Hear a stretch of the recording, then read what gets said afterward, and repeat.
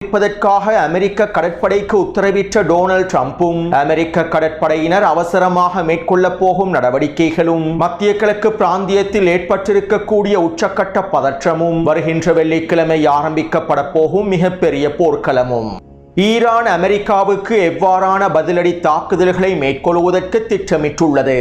அமெரிக்காவுக்கு எதிரான ஈரானினுடைய பதிலடி தாக்குதல்கள் எவ்வாறு அமையப் போகின்றன? மத்திய கிழக்கை நோக்கி விரையும் அமெரிக்காவினுடைய அடுத்த கடற்படையும் ஈரானிய தளபதி அட்மிரல் சையாரி அவர்களுடைய அதிரடியான வரவேற்பும் மத்திய கிழக்கிலே களமிறங்கி இருக்கக்கூடிய அமெரிக்காவினுடைய மிக முக்கியமான உளவு விமானங்களும் ஈரானிய உளவாளிகளை கைது செய்திருக்கக்கூடிய துருக்கியும் ஈரானிய ஜனாதிபதிக்கு தொலைபேசி அழைப்பினை ஏற்படுத்திய சவுதி ஜொனியும் சவுதி அரேபிய வான்பரப்பிலே மிக பிரம்மாண்டமாக நடைபெற்று வரக்கூடிய அமெரிக்க விமானப்படை பயிற்சிகளும் ஈராக்குக்கு எதிரான மிரட்டல்களை வெளியிட்டிருக்கக்கூடிய டொனால்ட் ட்ரம்பும் ஈராக்கிலே தொடரும் ஈரானின் தரமான வினைத்திறனான காய் நகர்த்தல்களும்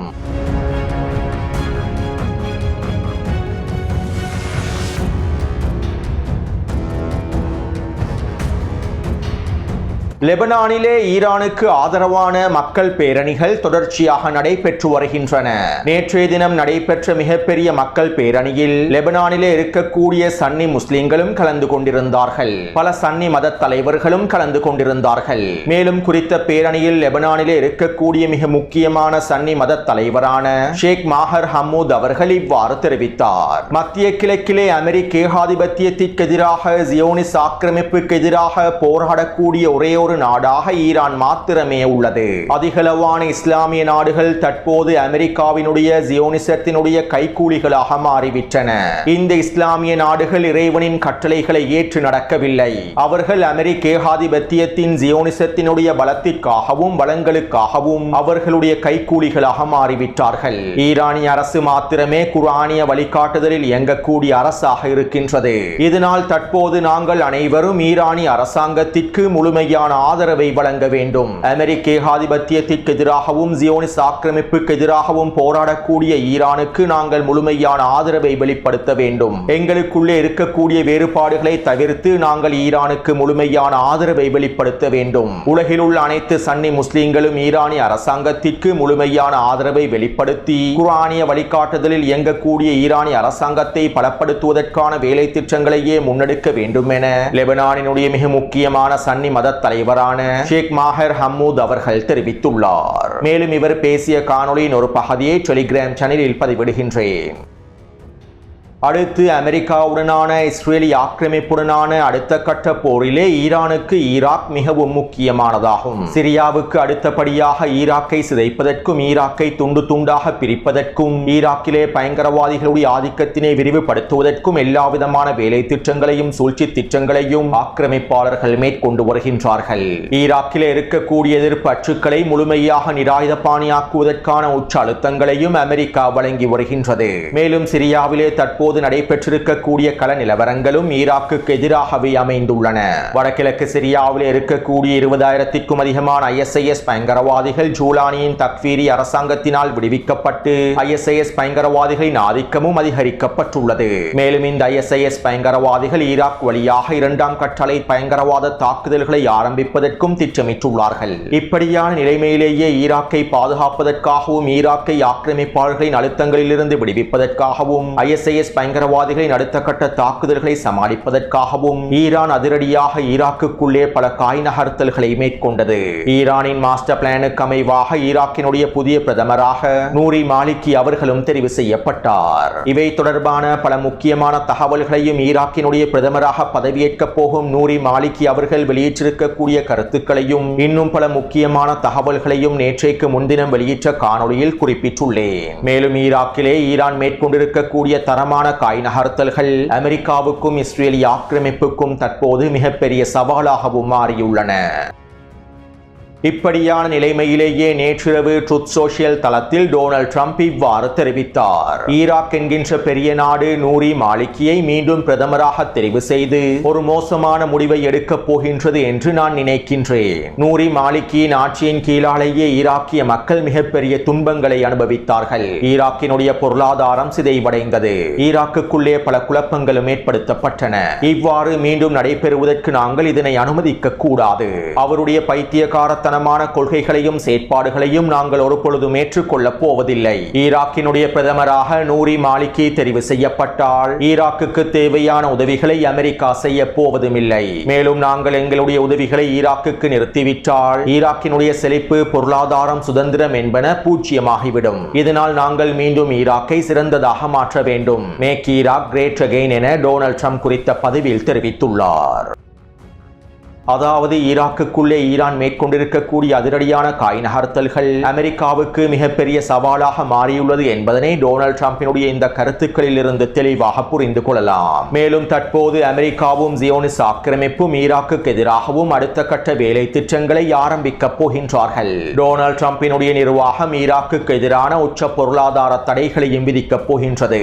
ஈராக்கினுடைய எண்ணெய் வர்த்தகத்தை முடக்குவதற்காகவும் ஈராக்குக்கான டாலர் உதவிகளை நிறுத்துவதற்காகவும் எல்லாவிதமான முடிவுகளையும் எடுக்கப் போகின்றார்கள். அதே நேரம் அமெரிக்கா ஈராக்கிலே விதிக்கப் போகும் பொருளாதார தடைகளை சமாளிப்பதற்காக ஈரான் அதிரடியாக சீனாவின் மூலமாக சில காய் நகர்த்தல்களையும் மேற்கொண்டு வருகின்றது. ஈராக்கினுடைய பொருளாதாரத்தை வலுப்படுத்துவதற்காக ஈராக்குள்ளே சில காய் நகர்த்தல்களை மேற்கொள்வதற்காக ஈரான் சீனாவை பயன்படுத்தி சில முடிவுகளையும் எடுத்து வருகின்றது. இதன் விளைவாக ஈராக்குள்ளே இருக்கக்கூடிய மின்சார பிரச்சனையை தீர்ப்பதற்கு சீனாவின் தலைமையில் ஈராக்குக்கு தேவையான அணுசக்தி மின் உற்பத்திகளை மேற்கொள்வதற்கு திட்டமிட்டுள்ளது. மேலும் ஈராக்கினுடைய பொருளாதார நெருக்கடிகள் உச்சக்கட்டத்தை அடைந்து விடாமல் இருப்பதற்காக சில காய் நகர்த்தல்களையும் ஈரான் அவசரமாக மேற்கொண்டு வருகின்றது. அதே போன்று ஈராக்கும் ஈரானும் மேற்கொண்டிருக்கக்கூடிய பாதுகாப்பு ஒப்பந்தத்திற்கு அமைவாக ஈராக்கிலே சில அவசர முடிவுகளை எடுப்பதற்காகவும் ஈரான் தயாராகி வருகின்றது. அத்தோடு வருகின்ற பிப்ரவரி மாதம் 15ஆம் திகதிக்கு பின்பே நூரி மாலிகி அவர்கள் ஈராக்கினுடைய பிரதமராக பதவியேற்க இருக்கின்றார். எனவே நூரி மாலிகி அவர்கள் பதவியேற்பதற்கு முன்பு ஈரானுக்கு எதிரான தாக்குதல்களை ஆரம்பிப்பதற்கு அமெரிக்கா திட்டமிடுகின்றது. இதன் மூலமாக ஈராக்குக்கு முச்சழுத்தங்களை வழங்க முடியும் என்றும் ஈராக்கிலிருந்து கிடைக்கக்கூடிய உதவிகளை ஓரளவாவது கட்டுப்படுத்த முடியும் என்றும் டொனால்ட் ட்ரம்பினுடைய நிர்வாகம் திட்டமிட்டிருப்பதாக சில அமெரிக்க ஊடகங்களும் சுட்டிக்காட்டியுள்ளன. அடுத்து நேற்று மாலை சவுதி ஜோனி ஈரானினுடைய ஜனாதிபதி மசூத் பெதஷ்கியானுக்கு தொலைபேசி அழைப்பினை ஏற்படுத்தி கலந்துரையாடல்களை மேற்கொண்டுள்ளார். இதன்போது ஈரானினுடைய இறையாண்மையை பாதுகாப்பதற்கு சவுதி அரேபியா முழுமையான ஆதரவை வழங்குவதாகவும் சவுதி ஜோனி தெரிவித்துள்ளார். அதே போன்று கத்தாரின் பிரதமரும் ஈரானினுடைய வெளியுறவுத்துறை அமைச்சருக்கு தொலைபேசி அழைப்பினை ஏற்படுத்தி ஈரானினுடைய இறையாண்மையை பாதுகாப்பதற்கு முழுமையான ஆதரவை வழங்குவதாகவும் ஈரான் மீதான தாக்குதல்களுக்கு எந்த ஆதரவையும் வழங்கப் போவதில்லை என்றும் கத்தாரி பிரதமரும் தொலைபேசி கலந்துரையாடல்களில் தெரிவித்துள்ளார். ஆரம்பத்தில் அறிக்கைகளை வெளியிட்ட அரேபிய ஜியோனிஸ் அடிமைகள் தற்போது தொலைபேசி அழைப்புகளையும் ஏற்படுத்தி தங்களுடைய ராஜதந்திர நாடகங்களையும் அரங்கேற்றி வருகின்றார்கள். இந்த அடிமை அரபுகளுடைய ஜியோனிஸ் அரபு தலைவர்களுடைய நாடகங்களையும் இரட்டை வேடங்களையும் ஈரான் தெளிவாகவே புரிந்து வைத்துள்ளது. மேலும் இது ஈரானுக்கு தெரியும் என்பதும் இந்த ஜியோனிஸ் அரபு தலைவர்களுக்கு நன்றாகவே தெரியும். இருப்பினும் சர்வதேசத்தினை ஏமாற்றுவதற்காகவும் ஈரான் மீதான தாக்குதலுக்கு பின்பு தங்களுடைய சர்வதேச பிரச்சாரங்களை வலுப்படுத்துவதற்காகவுமே இவ்வாறான ராஜதந்திர நாடகங்களையும் அரங்கேற்றி வருகின்றார்கள். அத்தோடு நேற்று மாலை சவுதி அரேபியாவினுடைய வான்பரப்பில் அமெரிக்காவினுடைய வான்படை பயிற்சிகள் ஆரம்பமாகியுள்ளன. இதற்கமைவாக கடந்த 24 மணித்தியாலங்களுக்குள் சவுதி அரேபியாவினுடைய வான்பரப்பில் 6க்கும் அதிகமான வான்படை பயிற்சிகளை அமெரிக்கா மேற்கொண்டிருப்பதாக தெரிவிக்கப்படுகின்றது. இதற்கான சில ஆதாரங்களும் வெளிப்படுத்தப்பட்டுள்ளன. அதே போன்று கத்தாரில் இருக்கக்கூடிய அமெரிக்க அல்-உதைத் விமான கட்டளை தளத்தில் ஈரான் ஏவுகணைகளை சுட்டு வீழ்த்துவதற்காக வான் பாதுகாப்பு அமைப்புகள் முழுமையாக களமிறக்கப்பட்டுள்ளன. கிட்டத்தட்ட 10க்கும் அதிகமான வான் பாதுகாப்பு அமைப்புகள் முழுமையாக தயார் நிலையில் வைக்கப்பட்டுள்ளன. இவற்றை உறுதிப்படுத்தக்கூடிய செயற்கைக்கோள் புகைப்படங்களையும் சீனா வெளியிட்டிருந்தது. இவற்றை நான் டெலிகிராம் சேனலில் பதிவிட்டுள்ளேன். அடுத்து துரோகி அர்துகானினுடைய உத்தரவுகளுக்கு அமைவாக துருக்கி ஈரான் எல்லை பிரதேசத்திலே துருக்கிய இராணுவம் மிகப்பெரிய பஃபர் ஜோன் பிரதேசம் ஒன்றை இடையக மண்டலம் ஒன்றை அமைத்து வருவதாக துருக்கிய ஊடகங்களே செய்திகளை வெளியிட்டுள்ளன. அதாவது ஈரானுக்கு எதிரான தாக்குதல்கள் ஆரம்பிக்கப்பட்டதற்கு பின்பு ஈரானுக்குள்ளே உள்நாட்டு போர் ஆரம்பிக்கப்பட்டால், ஈரானுக்குள்ளே பிரிவினைவாதிகளுடைய தாக்குதல்கள் அதிகரிக்கப்பட்டால், ஈரானின் வடமேற்கு பிரதேசத்தில் இருக்கக்கூடிய அதிகளவான ஈரானிய மக்கள் அகதிகளாக துருக்கியின் எல்லை பிரதேசத்தின் ஊடாக நுழைவார்கள் என துருக்கியின் அரசாங்கம் மதிப்பிட்டுள்ளது. இதற்கமைவாகவே ஈரானிய மக்கள் அகதிகளாக துருக்கிக்குள் நுழையக்கூடாது என்பதற்காக துருக்கி ஈரான் எல்லை பிரதேசத்திலே ஒரு பஃபர் ஜோன் பிரதேசம் ஒன்றை இடையக மண்டலம் ஒன்றினை அமைப்பதற்கு துருக்கியினுடைய இராணுவம் தயாராகி வருவதாகவும் இதற்கான வேலை திட்டங்கள் அவசரமாக ஆரம்பிக்கப்பட்டிருப்பதாகவும் தெரிவிக்கப்படுகின்றது. அத்தோடு நேற்று மாலை துருக்கியின் தேசிய புலனாய்வு பிரிவினர் துருக்கிக்குள்ளே இயங்கி வந்த மிக முக்கியமான 6 ஈரானிய உளவாளிகளை கைது செய்துள்ளார்கள். இந்த 6 ஈரானிய உளவாளிகளும் துருக்கியின் அத்தானாவிலே இருக்கக்கூடிய நேட்டோ மற்றும் அமெரிக்காவினுடைய மிக முக்கியமான இராணுவ கட்டளை தளமான இன்சிர்லிக் விமான கட்டளை தளத்தினை புகைப்படம் எடுத்து அவை தொடர்பான காணொளிகளையும் பதிவு செய்துள்ளார்கள்.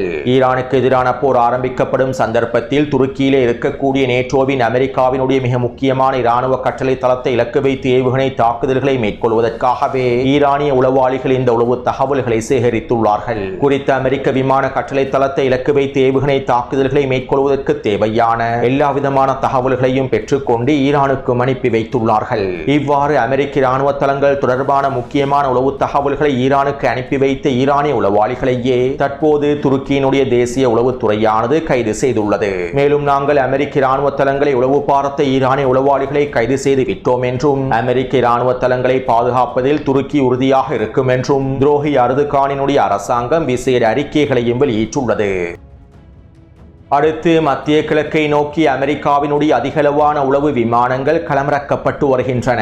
இதற்கமைவாக பல மாதங்களுக்கு பிறகு அமெரிக்காவினுடைய மிக முக்கியமான மிகப்பெரிய உளவு விமானமான RC-135 ரிவர் ஜாயிண்ட் என்கின்ற மிகப்பெரிய உளவு விமானம் தற்போது மத்திய கிழக்கிலே களமிறக்கப்பட்டுள்ளது. 12 நாள் போருக்கு பின்பும் குறித்த உளவு விமானத்தை மத்திய கிழக்கில் களமிறக்கி இருந்தார்கள். ஈரானுக்கு எதிரான தாக்குதல்கள் ஆரம்பிக்கப்படுவதற்கு முன்பு ஈரான் தொடர்பான உளவு தகவல்களை பெற்றுக் கொள்வதற்காகவே களமிறக்கி இருந்தார்கள். இப்படியான நிலைமையிலேயே தற்போதும் அமெரிக்கா குறித்த உளவு விமானத்தை மத்திய கிழக்கில் களமிறக்கியுள்ளது.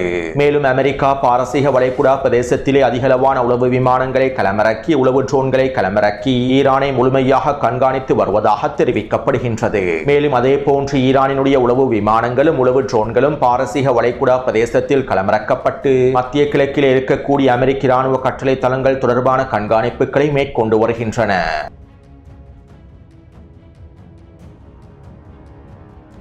நேற்று இரவு நடைபெற்ற ஊடக சந்திப்பில் டொனால்ட் ட்ரம்ப் இவ்வாறு தெரிவித்தார். அமெரிக்காவின் ஜனாதிபதியாக பைடனோ அல்லது ஹரிஸோ இருந்திருந்தால் இன்று இஸ்ரேலே இருந்திருக்காது.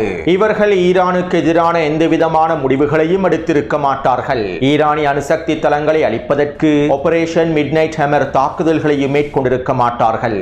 ஆனால் நாங்கள் இந்த தாக்குதல்களை மேற்கொண்டு ஈரானின் அணுசக்தி தளங்களை நாசமாக்கிவிட்டோம். நாங்கள் இவ்வாறு செய்யாவிட்டால் ஈரான் இஸ்ரேலுக்கு எதிராக அணுசக்தி பயன்படுத்தி இருக்கும். தற்போது நாங்கள் ஈரானை நோக்கி இன்னும் ஒரு மிகப்பெரிய கடற்படையையும் அனுப்பி வைத்துள்ளோம். இன்னும் ஒரு மிகப்பெரிய கடற்படையானது மத்திய கிழக்கை நோக்கி நகர்ந்து கொண்டிருக்கின்றது. நாங்கள் ஈரானுக்கு எதிராக தற்போது அனுப்பியிருக்கக்கூடிய எங்களுடைய படைகள் வெனிசுவேலாவை விட மிகப்பெரியது. இதனால் ஈரான் அவசரமாக பேச்சுவார்த்தைகளை முடிக்க வேண்டும். அவர்கள் பேச்சுவார்த்தைகளுக்கு வர வேண்டும். விரைவில் அவர்கள் வருவார்கள் என டொனால்ட் ட்ரம்ப் தெரிவித்தார். அதாவது ஏற்கனவே ஈரானுக்கு எதிராக மத்திய கிழக்கு பிராந்தியத்தில் 4 அதிகமான போர்க்கப்பல்களும் கடற்படைகளும் களமிறக்கப்பட்டுள்ளன.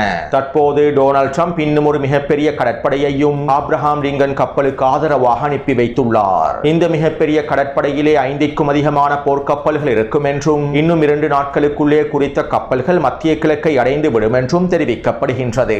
அதே நேரம் அமெரிக்காவுடனான பேச்சுவார்த்தைகளை மேற்கொள்ளப் போவதில்லை என்றும் அமெரிக்காவுடனான பேச்சுவார்த்தைகளில் எந்தவிதமான பயனும் இல்லை என்றும் அமெரிக்காவினுடைய நிபந்தனைகளை நாங்கள் ஒரு பொழுதும் ஏற்றுக்கொள்ள போவதில்லை என்றும் ஈரானிய வெளியுறவுத்துறை அமைச்சர் மீண்டும் கருத்துக்களை வெளியிட்டிருந்தார். மேலும் மத்திய கிழக்கு பிராந்தியத்திலே அமெரிக்கா மேற்கொள்ளக்கூடிய தயார்படுத்தல்களை கண்டு நாங்கள் ஒரு பொழுதும் அச்சமடையவில்லை என்றும் நாங்கள் அனைத்திற்கும் தயாராகவே இருக்கின்றோம் என்றுமே ஈரானிய வெளியுறவுத்துறை அமைச்சர் குறிப்பிட்டிருந்தார். இப்படியான நிலைமையிலேயே இன்று காலை டொனால்ட் ட்ரம்ப் அமெரிக்க கடற்படைகளுக்கு அவசர உத்தரவை பிறப்பித்துள்ளார். அதாவது வருகின்ற வெள்ளிக்கிழமைக்குள் ஈரானுக்கு எதிரான கடற்படை முற்றுகையை ஆரம்பிப்பதற்கான வேலை திட்டங்களை முடித்திருக்க வேண்டும். ஈரானுக்கு எதிராக நாங்கள் மிகப்பெரிய கடற்படை முற்றுகையை மேற்கொள்ளப் போகின்றோம். ஈரானினுடைய கடல் பிரதேசங்களை சுற்றி வளைக்கப் போகின்றோம். வெனிசுவேலாவில் மேற்கொண்டதை போன்று ஈரானிய கடற்பிரதேசத்தை முற்றுகையிட்டு எண்ணெய் கப்பல்களை கைப்பற்றப் போகின்றோம். ஈரானினுடைய எண்ணெய் வர்த்தகத்தை முழுமையாக முடக்கப் போகின்றோம். இதற்காக வருகின்ற வெள்ளிக்கிழமைக்குள் ஈரானை முற்றுகையிடுவதற்கான வேலை திட்டங்களை முன்னெடுக்க வேண்டும் என்று டொனால்ட் ட்ரம்ப் அமெரிக்க கடற்படை தலைவர்களுக்கும் தளபதிகளுக்கும் உத்தரவிட்டுள்ளார். இதற்கமைவாக அமெரிக்க கடற்படை தளபதிகளும் இராணுவ தலைவர்களும் அவசரமாக வேலை திட்டங்களையும் நடவடிக்கைகளையும் மேற்கொண்டு வருவதாகவும் அமெரிக்க ஊடகங்கள் தெரிவித்துள்ளன.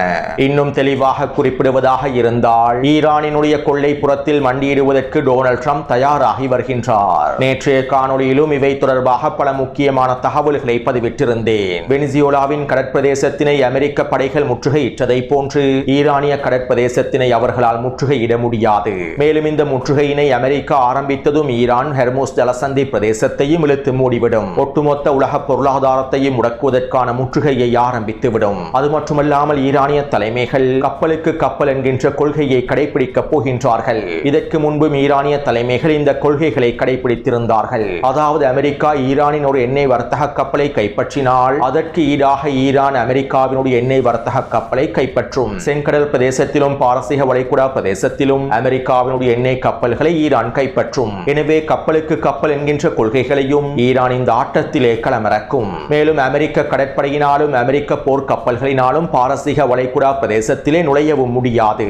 அவ்வாறு நுழைந்தால் ஈரானினுடைய நவீன கப்பலெதிர் ஏவுகணைகளையும் அவர்கள் சமாளிக்க வேண்டி ஏற்படும். எனவே ஈரானின் கொள்ளைப்புறத்தில் அமெரிக்கா கை வைப்பது அமெரிக்கா தற்கொலை செய்து கொள்வதற்கு சமனானதாகும். எனவே இந்த முடிவுகளை தான் தற்போது டொனால்ட் ட்ரம்ப் எடுத்துள்ளார். அமெரிக்க கடற்படைக்கு இந்த உத்தரவுகளையும் பிறப்பித்துள்ளார். இதற்கமைவாக வருகின்ற வெள்ளிக்கிழமை பாரசீக வளைகுடா பிரதேசத்தில் மிகப்பெரிய போர்க்களம் ஆரம்பிக்கப்பட போகின்றது. ஈரானிய கடற்படையினரும் செங்கடல் ராஜாக்களும் அமெரிக்காவுக்கும் ஜியோனிஸ் ஆக்கிரமிப்புக்கும் பல ஆச்சரியங்களை காண்பிக்க போகின்றார்கள். ஒட்டுமொத்த மத்திய கிழக்கு பிராந்தியமும் பற்றி எறிய போகின்றது. அதே நேரம் டொனால்ட் ட்ரம்ப் ஈரானை கடற்படை முற்றுகையிடுவதாக கூறிவிட்டு ஈரானிய தலைமைகளை இலக்கு வைத்து தாக்குதல்களை மேற்கொள்வதற்கான வாய்ப்புகளும் இருக்கின்றன. கடற்படை முற்றுகை என்று கூறி ஈரானை திசை திருப்பிவிட்டு ஈரானிய தலைமைகளை படுகொலை செய்வதற்கான தாக்குதல்களை ஆரம்பிப்பதற்கான வாய்ப்புகளும் இருக்கின்றன. மேலும் இவை அனைத்தையும் முழுமையாக சமாளிப்பதற்கு ஈரான் தயாராகவே இருக்கின்றது. ஈரானிய முப்படைகள் அனைத்தும் எச்சரிக்கையிலேயே வைக்கப்பட்டுள்ளன. அதே போன்று ஈரானிய தளபதிகளும் தலைவர்களும் பாதுகாப்பான இடங்களில் தங்க வைக்கப்பட்டுள்ளார்கள். அடுத்து ஈரானிய இராணுவ கடற்படையினுடைய துணைத் தலைவர் அட்மிரல் சையாரி அவர்கள் இவ்வாறு தெரிவித்துள்ளார். ஈரானுக்கு எதிராக ஒரு கடற்படை மத்திய கிழக்கு பிராந்தியத்திற்கு வருகை தந்தது. அதற்கு பிறகு அவர்கள் இரண்டாவது கடற்படையை அனுப்பினார்கள். தற்போது இன்னும் ஒரு கடற்படையை அனுப்புகின்றார்கள். இனி வரக்கூடிய நாட்களில் இன்னும் பல கடற்படைகளையும் அனுப்புவார்கள். இவ்வாறு அமெரிக்க கடற்படைகளும் அமெரிக்க போர்க்கப்பல்களும் ஈரானுக்கு எதிராக மத்திய கிழக்கு பிராந்தியத்தில் களமிறக்கப்படுவது அமெரிக்காவினுடைய பலத்தை காண்பிக்கவில்லை. ஏதாவது நடந்தால் எங்களுக்கு மிகப்பெரிய சேதம் ஏற்படும் என்கின்ற பயத்தினாலும் ஈரானினுடைய உச்ச பதிலடி தாக்குதல்களை சமாளிக்க முடியாத நிலைமை ஏற்பட்டு விடுமோ என்கின்ற பயத்தினாலும் ஈரானினுடைய பதிலடியானது மிக பரந்துபட்ட அளவிலேயே காணப்படும் என்கின்ற காரணத்தினாலுமே அதிகளவான கடற்படைகளை மத்திய கிழக்கு பிராந்தியத்திற்கு அனுப்பி வைக்கின்றார்கள்.